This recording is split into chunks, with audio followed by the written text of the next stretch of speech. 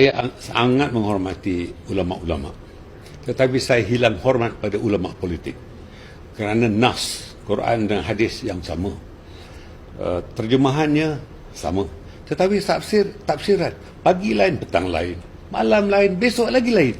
Saya hilang hormat pada orang begitu. Kalau nak berpolitik, buat cara politik. Kalau nak berdakwah, buat cara dakwah. Tetapi jangan menyeleweng, jangan menyongsangkan pemikiran, jangan membuat fatwa mengikut rasa hati. Ya? Na'udzubillah, orang-orang begini saya khawatir antara orang yang masuk neraka paling awal. Mu siapa? Mu tu. Mu siapa? Mu kata kalau ulama campur politik, ulama tu kita tak ikut. Mu siapa? Dalam dunia ni ada tak wajib ikut mu? Tak ada. Orang ikut Nabi, ikut Quran, ikut ulama. Faham? Nabi kata kan, man ra'a minkum munkara falyughayyir bi yadihi aw bi lisanihi. Siapa-siapa tengok benda tak betul, hendaklah dia tegur dengan kuasa atau dengan tangan atau dengan mulutnya. Faham?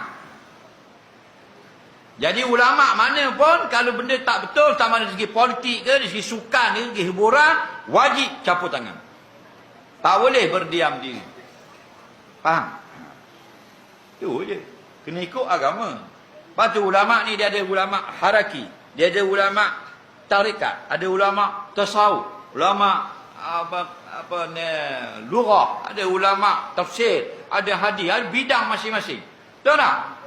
Ni kita ikut bidang ni kita ikut ulama yang ada authority ni.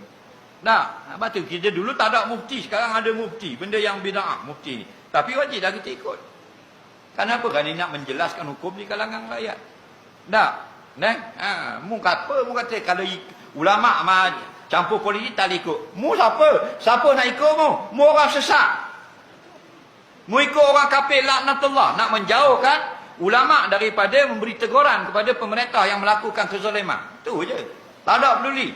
Faham? Wajib kena berjuang sampai kepada tertegaknya Islam itu li kalimatullah yang ulia, kalimah Allah yang paling tinggi. Tak kira cara apa pun, cara sindiran, cara pantut, mu tulis lagu, mu karang kitab, mu sentuh dalam kuliah, sentuhlah agar manusia ini menegakkan Quran Allah dan kalah segala binasa yang batil. Soalan seterusnya.